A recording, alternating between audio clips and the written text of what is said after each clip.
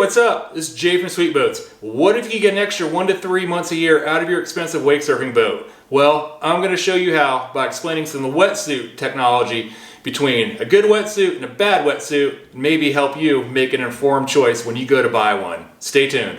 I'm going to start off with riding jackets. These Neo Tops, I get a new one every couple years. They tend to wear out, but you can find it for $100 or so.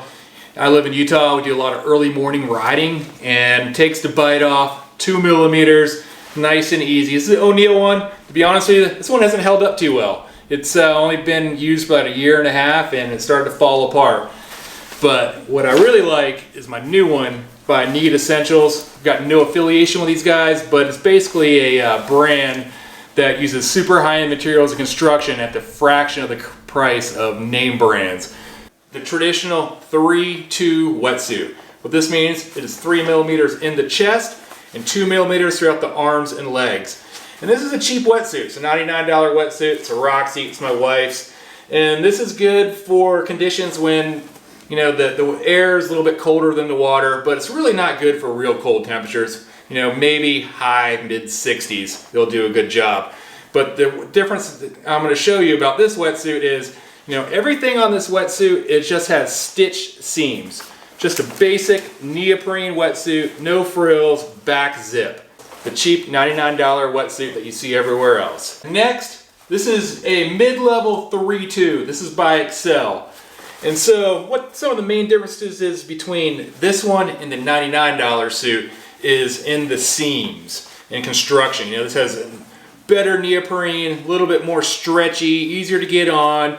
And the thing you can show about this wetsuit is that, you know, it has taped seams. These are known as liquid tape seams. What this does is it prevents water from rushing into your wetsuit.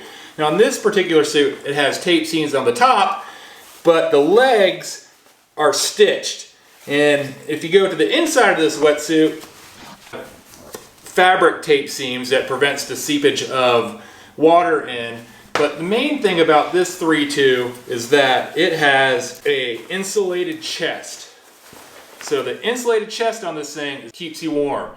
This wetsuit, I'd like to ride into, you know, low 60s I'm pretty comfortable with because of the amount of water that rushes in. Next up is my 4-3 Excel. Now this is a step up above my other 3-2, slightly warmer, 4 millimeters in the chest, 3 millimeters in the arms. And what this wetsuit has, it's a little bit different actually. It has stitched seams on the outside, but it does have liquid tape seams on the inside. And that goes for the legs as well. Now this is a nice wetsuit, keeps me warm. I wear this one until low 60s to high 50s. This wetsuit does really well, but this wetsuit started to age a little bit, so it's lost its warmth. When wetsuits get old, they can get a little, they lose their warmth. And another addition of this wetsuit is that it has a nice fuzzy thermal lining.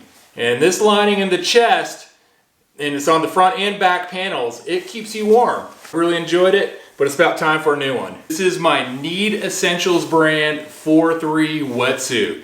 This is my polar bear wetsuit. I can wear this into 49-degree water, and I've been perfectly fine when accompanied by boots and gloves.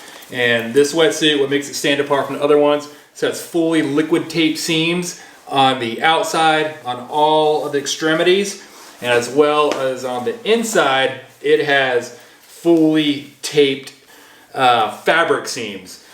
And then another one great thing about this wetsuit is that it has thermal insulation from my entire chest down to the legs. So I'm roasting this thing. This thing keeps me crazy warm. Water barely leaks in. You know, you get a little bit of wet, but nothing like the lower end wetsuits. So if you're a cold weather rider, you don't like cold water, I definitely recommend this. All right, and finally, some accessories that you should consider adding to your wetsuit would be some gloves and boots. You know, these things, they're clutch. You know, 55-degree water and below, my feet tend to get really cold, and I love these things. They help out a ton. And then the gloves, these help out quite a bit. I don't love them, but when it's frigid out, man, they really help out.